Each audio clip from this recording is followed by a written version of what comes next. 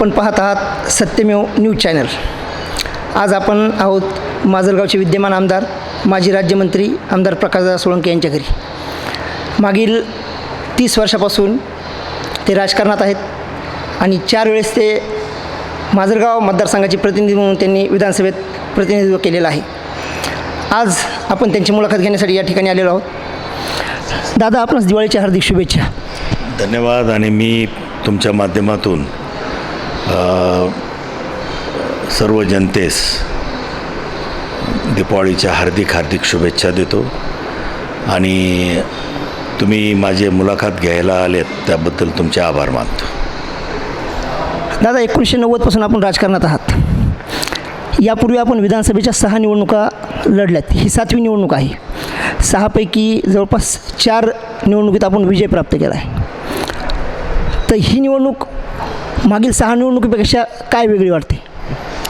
नाही, आता प्रत्येक निवडणूक ही स्वतंत्र असते कारण वातावरण बदललेलं असतं. मी मागच्या 6 निवडणुकीमध्ये मी लढलेलो आहे. ही 7वी निवडणूक आहे आणि निश्चितपणानं मी माझ्या आमदारकीच्या काळामध्ये जे तालुक्याचा सर्वांगीण विकास करण्याचा प्रयत्न केला, सर्वसामान्य लोकांच्या दृष्टीनं अधिक सोयीसुविधा निर्माण झाल्या पाहिजेत, हा माझा नेहमीचाच दृष्टिकोन आहे. आणि त्याच्याचबरोबर प्रत्येक गावाच्या विकासामध्ये भर घालण्याचं काम मी माझ्या 20 वर्षाच्या राजकारणामध्ये केलेलं आहे. त्यामुळं निवडणूक कोणतीही असली तरी मी काय फक्त निवडणुकीपुरता राजकारण करत नाही, तर 365 दिवस 24/7 माझं काम चालू असतं. त्यामुळं नेहमीच माझी म्हणजे निवडणुकीला सामोरं जायची तयारी असते. दादा, आपण 4 वेळेस आमदार राहिलात. त्या दरम्यान आपण 3 वर्ष राज्यमंत्री होतात. तर मागील 4 टर्ममध्ये जी विकासाची काही कामं माजलगाव मतदारसंघासाठी केली, तर त्यातील काही ठळक कामं आपणास सांगता येतील? हे पहा, माझे वडील स्वर्गीय सुंदरराव सोळंके साहेब हे महाराष्ट्राच्या राजकारणातलं एक मोठं व्यक्तिमत्व होतं.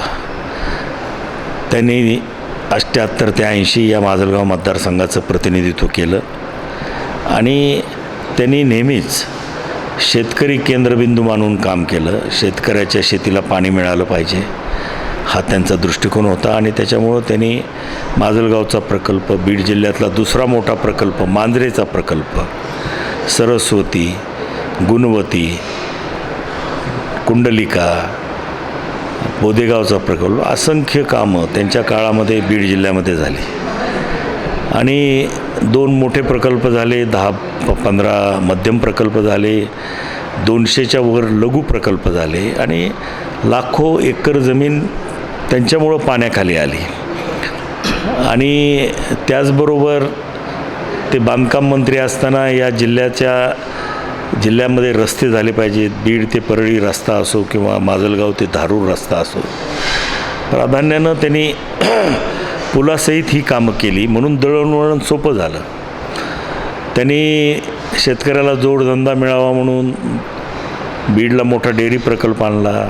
अंबेजोगाईचं मेडिकल कॉलेज त्यांच्या काळात झालं. परभणीचं कृषी विद्यापीठ त्यांच्या काळात झालं. परळीचं औष्णिक विद्युत केंद्र त्यांच्या काळात सुरू झालं. अशा अनेक मला त्यांच्या विकासाची मराठवाड्याच्या दृष्टीनं बीड जिल्ह्याचा पायाभूत विकास जर खऱ्या अर्थाने कुणी केला असेल तर ते स्वर्गीय सुंदरराव सोळंके साहेबांनी केलं आणि त्यांचाच आदर्श घेऊन मी राजकारणात आलेलो आहे. त्याच्यामुळं मी पण माझ्या परीनं गेल्या 20-25 वर्षामध्ये अनेक सिंचनाचे प्रकल्प या बीड जिल्ह्यामध्ये माझ्या मतदारसंघामध्ये केले. त्याच्यामध्ये गोदावरी नदीवरचे बॅरेजेस असतील, त्याच्यामध्ये सिंदफणा नदीवरचा बॅरेज असेल, त्याच्यामध्ये अप्पर कुंडलिकेचा प्रकल्प असेल, आरणवाडीचा प्रकल्प असेल, नंतर रेपेवाडीचा प्रकल्प असेल, सुरनरवाडीचा प्रकल्प असेल, त्याच्यामध्ये असरडो, मोरफळी, आरणवाडी अशा अनेक प्रकल्प मला सांगता येतील की ते माझ्या काळात झाले. मीही माझ्या परीनं सिंचनाच्या सोयी लोकांना मिळाव्यात म्हणून अतिशय मोठ्या प्रमाणात काम केलं. माजलगाव धरणामध्ये जायकवाडी धरणाचा उजवा कॅनॉलच्या माध्यमातून 132 किलोमीटर लांबीचा हा कॅनॉल आहे. परंतु हा पहिल्यापासूनच एक नादुरुस्त कॅनॉल असल्यासारखा होता. पाणी काही खाली ज्या प्रमाणात यायला पाहिजे माजलगाव धरणात ते येत नव्हतं. जवळजवळ 300 MM³ पाणी जायकवाडीतून दरवर्षी यावं असं अपेक्षा आहे, असं प्रोजेक्ट रिपोर्टमध्ये आहे. परंतु कालवा नादुरुस्त असल्यामुळे हे काम होऊ शकत नव्हतं. मागच्याच वर्षी मी प्रयत्न करून जवळजवळ 535 कोटी रुपये ह्या कामासाठी आणले आणि आज 50% काम पूर्ण झाले. 100% पूर्ण झाल्यानंतर जायकवाडी धरणातून जवळजवळ 300 MM³ पाणी दरवर्षी माजलगावमध्ये यायला आता कुठली अडचण राहिलेली नाही. गोदावरी नदीचं पुराचं वाहून जाणारं पाणी माजलगावमध्ये उचलून टाकण्याची लोणी सांगवीची योजना जवळजवळ 200 कोटी रुपयाच्या आसपासची ही योजना मी एक आगळीवेगळी महाराष्ट्रामध्ये नाविन्यपूर्ण योजना आहे. आणि पुराचं वाहून जाणारं पाणी उचलून ते माजलगाव धरणात 150 MM³ पाणी टाकण्याची सोय आपण केली. मी थांबवतो तुम्हाला एक मिनटं. ही आणली होती, परंतु या योजनेला कार्यान्वित व्हायला फार मोठा कालावधी लागला असं आपणास वाटत नाही का? मध्ये काळ लागला, कारण मध्ये 2014 ते 19 मी आमदार नव्हतो.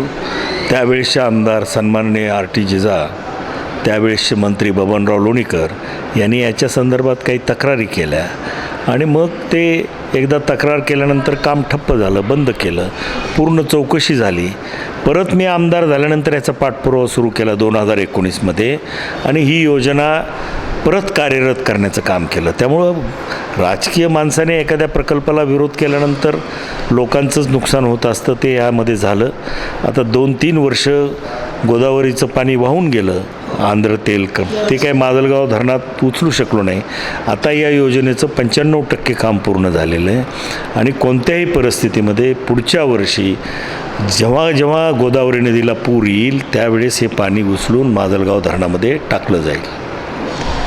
दादा, या निवडणुकीत तुमचं व्हिजन काय? आता कोणती विकासाची कामं राहिलीत असं तुम्हाला वाटतात? खूप मोठी कामं आहेत. हे बघा, विकास ही सतत चालणारी प्रक्रिया आहे, कधी काम पूर्ण होत नसतं आणि म्हणून मी माझा जाहीरनामा प्रसिद्ध करतो आहे. जवळजवळ 29 पॉईंटचा जाहीरनामा आहे आणि त्या जाहीरनाम्यामध्ये मतदारसंघामध्ये काय गोष्टी मला करायच्या आहेत पुढच्या 5 वर्षात. मी सिंचनाच्या बाबतीतच वडवणी तालुक्यासाठी साळिंबा उपसा सिंचन योजना या ठिकाणी शासनाकडून मंजूर करून घेतली. 15,000 एकर जमिनीला पाणी मिळतं आणि ती योजना मला पूर्ण करायची. हे मी आश्वासन जनतेला देणार आहे. त्याचप्रमाणे माजलगाव धरणाच्या खाली पात्रूड ते नित्रूड हा पट्टा हा सिंचनापासून वंचित आहे. अगदी पार वांगीपर्यंत आपलं मतदारसंघ आहे. हे मधला टप्का आहे 15-20 गावाचा, तिथं सिंचन नाही. त्याच्यामुळं त्याही भागामध्ये उपसा सिंचन योजनेच्या माध्यमातून भविष्य काळात पाणी देण्याचं मी आश्वासन या जाहीरनाम्यात दिलेलं आहे. आणि निश्चितपणानं अनेक मुद्दे आहेत जे सर्वसामान्य माणसाच्या उपयोगाचे आहेत. उदाहरणार्थ माजलगाव बस स्टेशन 10 कोटी रुपयाची मान्यता मिळालेली आहे, ते काम भविष्यात होईल. त्या ठिकाणी मोठं शॉपिंग कॉम्प्लेक्स उभं राहावं, व्यापाऱ्याची सोय व्हावी या दृष्टिकोनातून मी प्रयत्न करतो आहे. त्या ठिकाणी आता शिवाजी महाराजांच्या स्मारकासाठी आणि जुन्या बस स्थानकात डॉक्टर बाबासाहेब आंबेडकरांच्या स्मारकासाठी जागा उपलब्ध झालेली आहे. ते स्मारकाचं काम पुढच्या 6 महिन्यात वर्षभरात मला पूर्ण करायचं आहे. अण्णाभाऊ साठेचं स्मारक व्हावं ही पण लोकांची इच्छा आहे. त्याही स्मारकाचं काम मी निश्चितपणानं पुढच्या 1 वर्षामध्ये कंप्लीट करणार आहे. अशा पद्धतीनं हा जाहीरनामा जर कुणी काळजीपूर्वक वाचला तर त्याला लक्षात येईल की माझ्यापुढं विकासाचं स्पष्ट विजन आहे. जी कामं करायची त्याचं विचारपूर्वक मी हे जनतेला आश्वासन देतो आहे आणि ते काम मला आमदार झाल्यानंतर निश्चितपणानं पुढच्या 5 वर्षाच्या काळात पूर्ण करायचं आहे. हा शब्द आणि ग्वाही मला जनतेला द्यायची. दादा, मागील 30 ते 40 वर्षात सिंचनाची भरपूर कामं झाली. आज घडीला मागच्या 10 वर्षातही रस्ते चांगले झाल्यामुळे ट्रान्सपोर्टच्या चांगल्या सुविधा उपलब्ध झाल्यात. 2009मध्ये तुम्ही ज्यावेळेस राज्यमंत्री होतात त्यावेळेस टेक्स्टाईल पार्क आणि MIDCची सुरुवात केली, परंतु पाहिजे तेवढी गती MIDCच्या या ठिकाणी आलेली नाही आणि जे उद्योग बाहेरून यायला पाहिजे आणि येथील युवकांना रोजगार मिळायला पाहिजे तो मिळाला नाही. याच्या मागचं काय कारण असतं? नाही पहा, आता MIDCचा प्रकल्प जवळजवळ 450 एकरवर आपण मंजूर केला. ज्या शेतकऱ्यांच्या जमिनी संपादित करण्याचं मोठं आव्हान होतं ते आपण पार पाडलं. त्या ठिकाणी आता रस्त्याची कामं झालीत, आता पाण्याचं काम चालू आहे, इलेक्ट्रिसिटीचं वेगळं सबस्टेशन तिथं आपल्याला करायचं आहे. भविष्य काळात ते मंजूर आहे, पण ते होणं बाकी आहे. आता तुम्ही विचार करताल तर औद्योगिकदृष्ट्या बीड जिल्हा अतिशय मागासलेला आहे. इथं बाहेरचे माणसं आणून उद्योग येत नाहीत.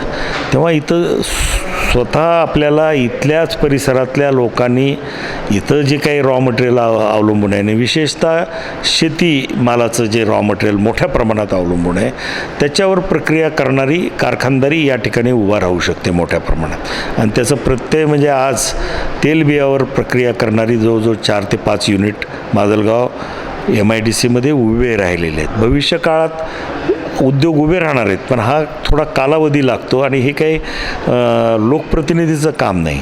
इथं इन्व्हेस्टर यावं लागतात, काही तयार व्हावं लागतात. त्या दृष्टीनं बहुतांश म्हणजे 70% प्लॉटची विक्री झाली आहे. हो, 70% प्लॉटची विक्री झाली. परंतु दादा, समजा आपण आमदार असताना एखाद्या मोठ्या उद्योगपतींना बाहेरून समजा औरंगाबादसारख्या ठिकाणाहून पुण्याहून या ठिकाणी निमंत्रण जर दिलं तर तसं होऊ शकतं की बाहेरचे उद्योगपती या ठिकाणी येऊ शकतात. तो प्रयत्न करतो आहे सातत्यानं. मी मध्यंतरी उद्योगमंत्री उदयजी सामंत यांच्याकडे बैठक घेतली आणि त्यांनाही विनंती केलेली की एक मोठा विदेशातला गुंतवणूकसाठी तुम्ही माजलगावचं एक MIDCमध्ये प्राधान्यानं विचार करा, तिथं आणा. किंवा भारतातले जे मोठे औद्योगिक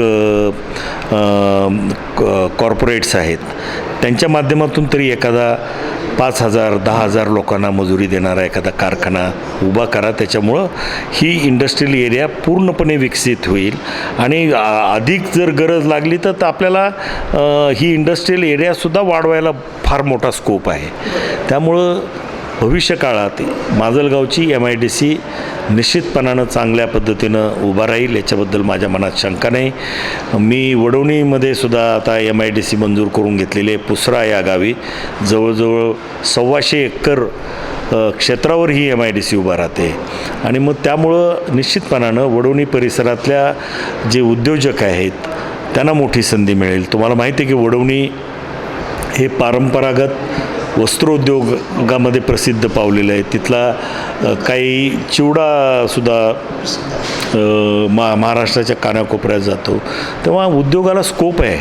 त्यांना आपण इन्फ्रास्ट्रक्चर आणि सगळ्या सोयी जर उपलब्ध करून दिल्या तर मला खात्री आहे की म्हणजे तिथं पण MIDC होईल. धारूरची मिनी MIDC कार्यरत आज झालेली दिसते आपल्याला. मागच्या 20-25 वर्षापासून ठप्प झालेली मी चालना देऊन त्या ठिकाणी विजेचं उपलब्धता केली, त्या ठिकाणी पाणी आणलं, त्या ठिकाणचे रस्ते केले. आज तिथंसुद्धा 15 एक उद्योग उभे राहिले छोटे.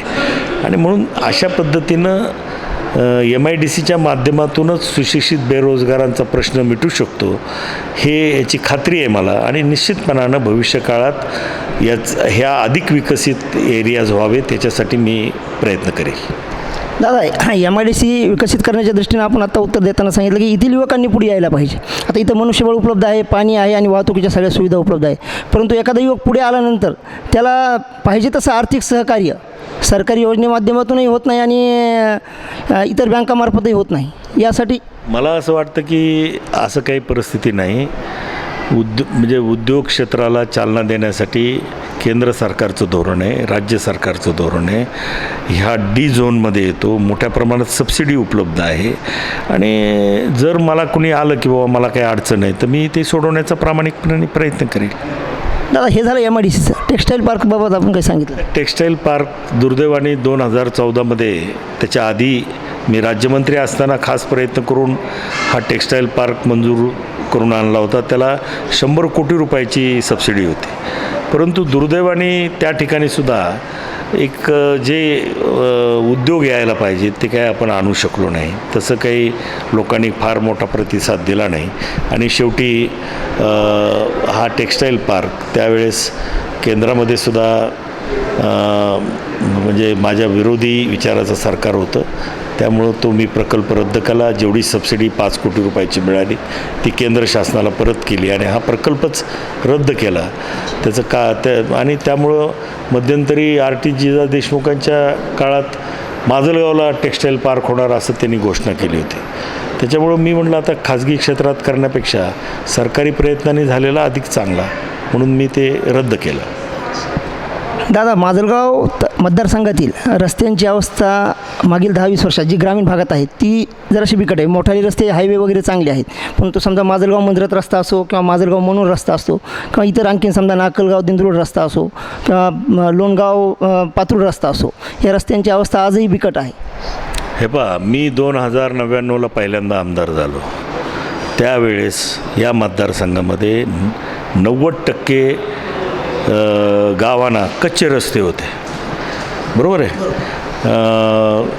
त्या ठिकाणी फार मोठा म्हणजे ते संकट होतं की बाबा आता मी आमदार झाल्यानंतर काम करायला सुरुवात केली तेव्हा पहिलं आव्हान काय असेल तर गावाला जोडणं बारमाही रस्त्याने.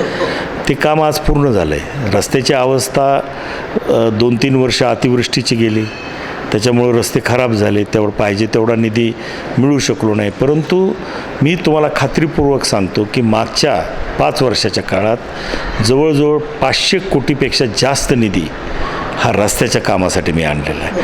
CMGSYमधून आणला आहे, PMGSYमधून आणला आहे, बजेटमधून आणला आहे, हॅममधून आणला आहे. आता सुरडी ते सादोळा हे मोठं काम जवळजवळ आणि दिंदरूड ते आडस हे काम हॅममधून 180 कोटी रुपये हे दोन्हीचे मिळून कामं ते मंजूर झालेले आहेत आणि ते काम पुढच्या 6 महिन्यात पूर्णत्वाला जातील. म्हणजे आम्ही प्रयत्न करतो आहे. आजही तुम्ही बघा, मोगऱ्यासारखं गाव आहे, तिथं रस्ता म्हणजे जोड रस्ता जो आहे तो अतिशय वाईट अवस्थेत होता, तो आम्ही पूर्ण केला. पुलाची कामं केली. महत्त्वाचं म्हणजे 50 कोटीपेक्षा जास्तसुद्धा नवीन पुलाची कामं झाली. म्हणजे ते आता पुलाची कामं म्हणजे करण्याचं पात्रूडसारखं उदाहरण देईन की एवढा मोठं गाव, एवढा मोठा रस्ता, पण तो कमानीचा पूल नव्हता, आज तो कंप्लीट झाला आहे. म्हणजे असं जिथं बारमाही रस्ते करण्याचा प्रश्न असेल त्याला प्राधान्यानं देऊन आम्ही कामं केलेली आहेत. मध्यंतरी दादा पात्रूड देवडी मार्गे बीड रस्त्यासाठी आपण प्रयत्न केले होते, परंतु तोही रस्ता काही कार्यान्वित झाला नाही. कार्यान्वित झाला नाही, ही वस्तुस्थिती आहे. मी गडकरी साहेबांना 2दा या संदर्भात भेटलो आणि हा शिरसाळा ते पात्रूड ते कवडगाव आणि बीड हा रस्ता नॅशनल हायवेचा व्हावा म्हणून मी प्रयत्न केला, परंतु त्याला यश आलं नाही. परंतु भविष्यात हा रस्ता निश्चितपणानं नॅशनल हायवे दर्जाचा किंवा हॅमच्यामधून हा रस्ता करण्याचं माझं नियोजन आहे. दादा, दक्षिणेची काशी म्हणून मंजरात ओळखलं जातं. मागील अनेक दिवसापासून या रस्त्याची अवस्था बिकट होती. त्या रस्त्याची दैना फिटल असं तुम्ही काम मंजूर केल्यानंतर वाटलं होतं, परंतु हे काम चालू असताना मागील 6 महिन्यात अनेक वेळा काम थांबवावं लागलं किंवा तो काम निकृष्ट दर्जाचं होतं असं गावकऱ्यांचं म्हणणं आहे.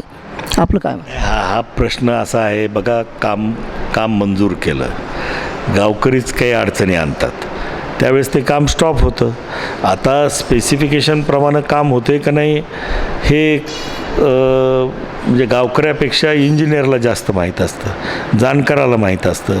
पत्रकारांना माझं खुलं आव्हान आहे की तुम्ही त्या ठिकाणी जे स्पेसिफिकेशन आहेत त्याप्रमाणे रस्त्याचं काम होते का नाही त्याची तपासणी करू शकता. ते उघड आहे, कोणालाही काय म्हणजे ते जाऊन विचारायचा अधिकार आहे. वेबसाईटवर त्याचं एस्टिमेट आहे आणि मग तुम्ही अशा पद्धतीनं रस्ता अडवता का? अडवल्यामुळं 2दा काम बंद पडलं, सगळी यंत्रणा परत जाते, त्याचा कॉन्ट्रॅक्टरला त्रास होतो, नुकसान होतं आणि मग तो रस्ता रखडत पडतो. माझी विनंती राहणार आहे जनतेला की हे रस्त्याचं काम विना अडथळा आपण होऊ द्यावं. निश्चितपणानं चांगल्या ज्या स्पेसिफिकेशनचं काम आहे तो स्पेसिफिकेशन राखण्याचं काम या ठिकाणी मी निश्चितपणानं करेल, ही ग्वाही मला आपल्याला द्यायची. दादा, 2014 ते 19 या दरम्यान माजलगाव शहरातील मुख्य रस्ता झाला होता आणि त्या काळात विरोधी पक्षाचे आमदार या ठिकाणी होते, परंतु जे व्यापारी वर्ग आहे त्यांना त्रास होईल असं रस्त्याचं काम झालं आणि ज्या साईडच्या रस्त्याच्या नाल्या होत्या ते कामही झालं नाही. आणि त्यावेळेस आपण 2019मध्ये हे आश्वासन दिलं होतं की मी आमदार झाल्यानंतर हे काम पूर्ण करतो. त्यानंतर आपण 1-2 वेळेस त्या ठिकाणी व्हिजिटही दिल्या होत्या, परंतु मागच्या 5 वर्षात ते काम झालं नाही. आजही व्यापाऱ्यांना त्याचा त्रास आहे आणि व्यापाऱ्यांनी खरं तर त्या प्रश्नावर तुम्हाला लीड दिली होती माजलगाव शहरातून. ह्या प्रश्नावर दिली त्या प्रश्नावर दिली असं म्हणणं चुकीचं आहे. काही व्यापारी वर्गाच्या मागण्या होत्या त्या मी पूर्णत्वाला नेलेल्या आहेत. ह्या रस्त्याचं काम बाकी आहे. त्याचं कारण म्हणजे हा रस्ता अजून नॅशनल हायवेकडं वर्ग झालेला नाही. हा रस्ता अजूनही MSRDCकडं आहे. काही भेगा पडलेल्या आहेत रस्त्याला. हे नालीचं काम आहे, घाटातलं काम आहे. हे कामं अर्धवट राहिले, परंतु त्याचं टेक्निकल कारण आहे की हा रस्ता नॅशनल हायवेला वर्ग झालेला नाही. नॅशनल हायवे वर्ग करून घेत नाही, कारण की ज्या पूर्वीच्या स्पेसिफिकेशनमध्ये ज्या काही त्रुटी राहिलेल्या आहेत त्या दुरुस्त करून मग हँडओव्हर होणार. आणि एकदा हँडओव्हर झाल्यानंतर हे त्याला निधी मिळायला कुठलीही अडचण राहणार नाही. परंतु दादा, माजलगाव नगरपालिकेकडे या प्रश्नाबाबत जर गेलो तर ते म्हणतात की हा रस्ता आमच्या हद्दीत नाही, हा नॅशनल हायवेकडे आहे. नाही, हा हद्दीत नाहीच आहे ना. बरोबर आहे ना. मग ते काय चुकीचं बोलत नाहीत नगरपालिका. हा नॅशनल हायवेचाच रस्ता आहे. नाही, MSRDCनी एजन्सी म्हणून केलेलं आहे, पण ते अद्यापपर्यंत वर्ग झालेलं नाही. बऱ्याच वेळेला काय होतं की वर्तमानपत्रातून सुद्धा माहिती न घेता टीका केली जाते. म्हणजे हा वर्ग का होत नाही ह्याचं कारण मीमांसा म्हणजे दुरुस्तीचं काम राहिलं आहे आणि ते दुरुस्त झाल्याशिवाय नॅशनल हायवे हँडओव्हर करून घेत नाही.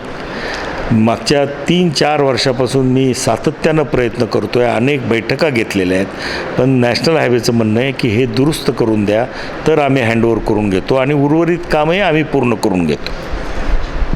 दादा, मध्यंतरी आपण आमदार झाल्यानंतर माजलगाव धरणाची उंची वाढवली जाणार आहे अशी एक चर्चा होती. त्याबाबत उंची वाढवण्याचा प्रस्ताव आहे, परंतु मला असं वाटतं की आता त्याची गरज नाही. लोणी सांगवीची योजना झाली, कॅनॉलची योजना झाली, त्यामुळं भविष्य काळात माजलगाव धरण कधी कोरडं राहील असं मला वाटत नाही. दादा, हे झालं विकास आणि तुमच्या व्हिजनबाबत. आता काही राजकीय प्रश्न. 1999 आणि 2004ला आपण भाजपकडून निवडणूक लढवली. त्यानंतर 2009पासून 19पर्यंत आपण राष्ट्रवादीकडून निवडणूक लढवली. यावेळेस राष्ट्रवादी आणि भाजप दोघांची महायुती झालेली आहे. आपल्याकडे परत घड्याळ चिन्ह आहे. यावेळेसचा एक राजकीय म्हणून काय वेगळं पण वाटतं? नाही, निश्चितपणाने वेगळेपण आहे की पहिल्यांदाच महाराष्ट्रात एकीकडं महायुती आणि दुसरीकडं महाआघाडी असं चित्र निर्माण झालं आहे. अजित पवार राष्ट्रवादीनं या सरकारमध्ये सामील झालं आहे. मागच्या 2 वर्षात अनेक चांगल्या योजना अर्थमंत्री म्हणून दादांनी या ठिकाणी आणल्या आणि लाडक्या बहिणीसारखी योजना, मुलींना उच्च शिक्षण मोफत देणारी योजना, शेतकऱ्यांना वीज बिल माफी, 1 रुपयामध्ये पीक विमा, सुशिक्षित रोजगाराचा प्रश्न मिटावा म्हणून प्रशिक्षण योजना, महिलांना 3 गॅस सिलेंडर मोफत, अशा अनेक योजना सर्वसामान्य माणसाला दिलासा देण्यासाठी. आणि आज या सरकारच्या काळात महाराष्ट्र हे देशातलं 1 क्रमांकाचं राज्य आहे. परकीय गुंतवणूक जवळजवळ 5 लाख कोटी रुपयाची परकीय गुंतवणूक आलेली आहे. अतल सेतूसारखा मोठा प्रकल्प या ठिकाणी पूर्ण झाला. समृद्धी महामार्ग पूर्ण झाला. समुद्राचा महामार्ग सिटीमध्ये समुद्राच्या खालून महामार्ग तयार झाला. म्हणजे ही मुंबई ही आता देशाची आर्थिक राजधानी आहे. भविष्य काळात ही जगाची आर्थिक राजधानी व्हावी या हेतूनं हे सरकार उद्दिष्ट डोळ्यासमोर ठेवून 1 ट्रिलियन इकॉनॉमी करण्याचं सरकारने नियोजन केलेलं आहे. आणि ज्या वेगानं हे सरकार काम करतं आहे, पहिले 2.5 वर्ष दुर्दैवाने महाविकास आघाडीचं सरकार होतं. मुख्यमंत्री जनतेत मिसळणारे नव्हते. आत्ताचे मुख्यमंत्री 24 तास लोकांना उपलब्ध आहेत. ते स्वतः वैयक्तिक प्रत्येक कामामध्ये लक्ष देऊन आहेत. शेतकऱ्याच्या बाबतीत असो, शेतमजुराच्या फार मोठी मदत, 15,000 कोटीची मदत मागच्या 2 वर्षात शेती पिकाचं नुकसान भरून काढण्यासाठी या शासनाने दिलेलं आहे. विमा कंपनीचं वेगळं आहे. म्हणजे सर्वसामान्य माणसाला दिलासा देणं आणि त्याचबरोबर राज्याची प्रगती अतिशय वेगानं करणं, हे दोन्ही या 2 वर्षाच्या काळात साध्य झालेल्या गोष्टी आहेत. आणि म्हणून हे सरकार पुढचं 5 वर्ष महाराष्ट्रात जर काम केलं तर मला असं स्वतःला वाटतं की शहरी भागाबरोबरच ग्रामीण भागाचा सुद्धा चेहरा मोहरा हे सरकार बदलेल.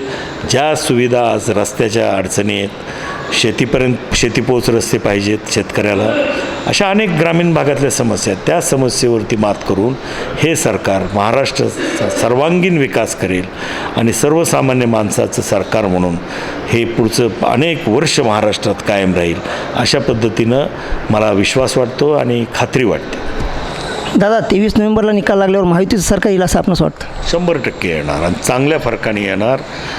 200पेक्षा कमी जागा महायुतीच्या येणार नाहीत, कारण शेवटी हे सरकार लोकांच्यापर्यंत पोहोचले, सर्वसामान्य माणसाला दिलासा दिला आहे, सर्वसामान्य माणसाला मदत केली. आणि पहिलं 2.5 वर्षाचा जो सरकारचा उद्धवसाहेब ठाकरेंचा जो अनुभव होता तो अतिशय निराशाजनक होता. आमदारांनासुद्धा हा माणूस कधी भेटला नाही, आमदाराचे प्रश्न सोडवले नाहीत, म्हणून बंड झालं. बंड होण्याचं कारणच काय की शिवसेनेच्या आमदाराच्या सुद्धा भेटीगाठी होत नव्हत्या. आम्ही तर मित्रपक्ष होतो, आमच्या तर भेटीगाठी दूरच. त्यामुळं हे बंड झालं आणि त्यामुळं मागच्या 2 वर्षामध्ये केंद्र शासनाच्या मदतीनं आणि राज्याने अतिशय नेत्रदीपक प्रगती केलेली आहे आणि ही प्रगती सर्वसामान्य माणूस विसरणार नाही. महायुतीचंच शासन इथं येईल याच्याबद्दल माझ्या मनामध्ये खात्री आहे. दादा, मागील वर्षभरात मराठा आरक्षणावरून मोठं वादळ उठलं आहे. त्यानंतर मागील लोकसभेत मराठा ओबीसी वादही मोठ्या प्रमाणात निर्माण झाला आणि त्याचा फटका बीड जिल्ह्यातील महायुतीच्या उमेदवारालाही लोकसभेच्या बसला. या विधानसभेत त्याचा परिणाम काय होईल, काय वाटतं? आता दुर्दैवाने मराठा आरक्षण, धनगराचं आरक्षण, एस-टीमध्ये अनेक प्रश्न आहेत, सामाजिक प्रश्न आहेत. हे काही राजकीय प्रश्न नाहीत. त्या मराठा समाजाला आरक्षण मिळावं ही सरकारची भूमिका आहे, माझ्या पक्षाची भूमिका आहे. आणि निश्चितपणानं काही प्रमाणात सरकारने प्रगती केली. ज्यांच्या नोंदी सापडल्यात त्यांना आज कुणबी प्रमाणपत्र देण्याची प्रक्रिया मोठ्या वेगानं चालू आहे. माझ्या मतदारसंघात जवळजवळ 20,000 ते 22,000 लोकांना कुणबी प्रमाणपत्र पहिल्यांदाच मिळाले. म्हणजे त्या दृष्टीनं काही प्रयत्न झाले. SC-BC-मधून 10% रिझर्वेशन दिलं आहे.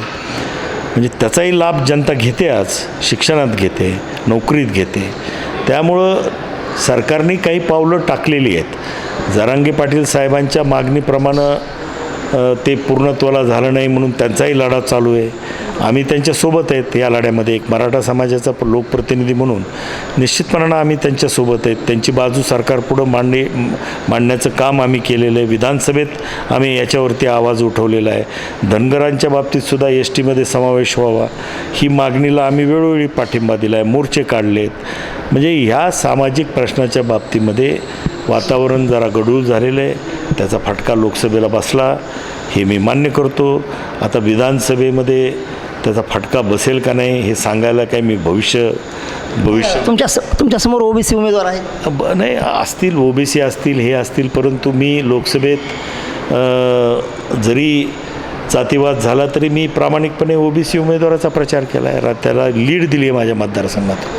त्याच्यामुळं आता उमेदवार कोण आहे, मराठा आहे का OBC हा प्रश्न माझ्यापुढं नाही. मी सर्व जाती धर्माला बरोबर घेऊन राजकारण करणारा एक कार्यकर्ता आहे. माझी 35 वर्षाची कारकीर्द आहे.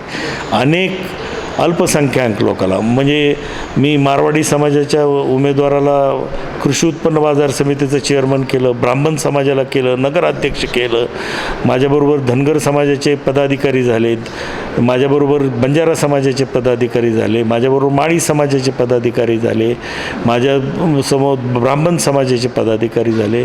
मी सगळ्यांना बरोबर घेऊन राजकारणात मान सन्मान करण्याचा प्रयत्न केलेला आहे. मी सर्वांना घेऊन राजकारण केलेलं आहे.